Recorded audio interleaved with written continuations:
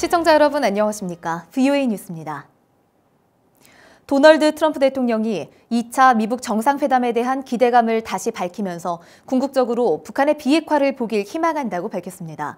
스티븐 비건 대북정책특별대표는 하노이로 출발해 정상회담 준비를 위한 실무 협상에 착수할 것으로 전해졌습니다. 김칸희 기자의 보도입니다. 도널드 트럼프 대통령이 우주 정책을 사명하는 자리에서 2차 미북 정상회담에 대한 기대감을 다시 밝혔습니다. 그러면서 궁극적으로 북한의 비핵화를 바란다면서 서두르지 않겠다, 제재는 유지된다고 밝혔습니다. At least I hope so. The denuclearization ultimately. I'm in no particular rush. The sanctions are on. 트럼프 대통령은 이어 2차 미북 정상회담에서 많은 것들이 이뤄지길 바란다고 말했습니다.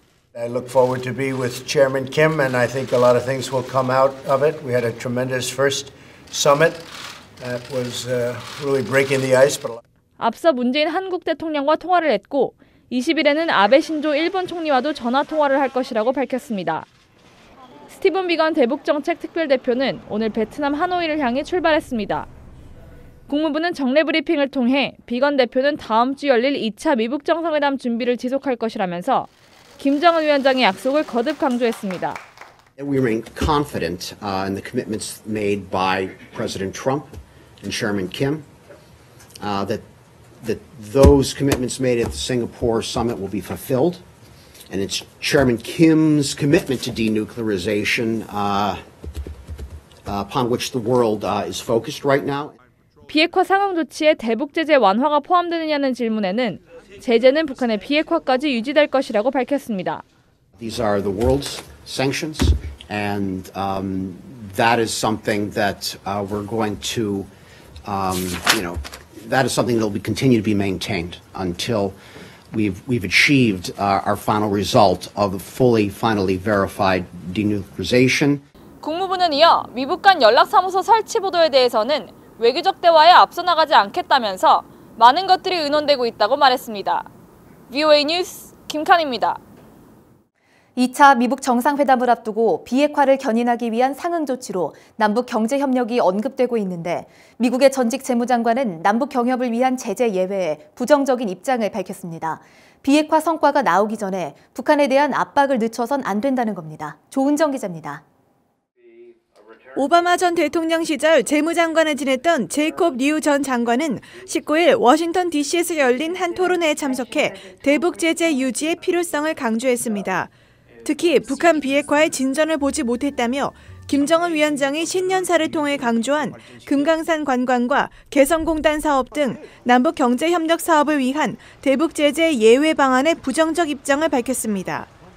I think it's very important to be careful about relieving the pressure on North Korea until there are demonstrable results that will lead to a better outcome than we've got right now. And so far, I don't see that. 그러면서 자신이 재무장관 재임 당시 미국은 북한의 핵과 미사일 도발에 대응해 개성공단 폐쇄 조치들을 취했다고 덧붙였습니다. 제이콥 류 전 장관은 이어 트럼프 행정부의 대북 제재 강화가 국제사회의 동참을 이끌어내 북한에 큰 압박을 줬다면서도 앞으로 북한이 정책 방향을 바꾸고 핵을 포기할지는 지켜봐야 한다고 말했습니다. 또 북한과는 핵무기 제조에 필요한 모든 요소를 다루는 합의를 맺어야 하고 어길 경우 제재는 보완돼야 한다고 강조했습니다. See if there was a violation and that sanctions would spring back into place if there was a violation. 이날 토론회에 참석한 전 국무부 제재 담당 조정관은 한국 정부가 추진하려는 남북 경협의 문제점을 지적했습니다. South Koreans have learned that it approaches inter-Korean projects in a spirit of goodwill, for decent reasons, and honestly. And then the North usually takes advantage of it. The Republic of Korea should consider why it hasn't worked and draw conclusions. 프리드 전 조정관은 그러면서 예외를 잘못 적용하면 제재의 효력이 약화될 수밖에 없다면서 모든 영역에서 제재 압박을 유지하는 것이 중요하다고 강조했습니다. VOA 뉴스 조은정입니다. 미국 전직 관리들이 미국이 북한에 제시할 상응 조치 중 하나로 보도된 미북 간 연락사무소 실현에 회의적인 반응을 보였습니다. 북핵 6자 회담 수석대표를 지냈던 크리스토퍼 힐 전 국무부 동아태 차관보는 19일 VOA에 북한은 2007년 연락사무소 제안을 거부했다면서 북한은 미국인의 북한 상주를 원치 않을 것이며 만일 수용한다면 놀라운 일이라고 밝혔습니다. 로버트 아이논 전 국무부 비확산 군축 담당 특보는 연락사무소는 양국의 사안을 신속하고 효율적으로 관리하게 해 건설적이지만 과거 미국의 제안을 거부했던 북한이 이를 수용할지 지켜봐야 한다고 전망했습니다.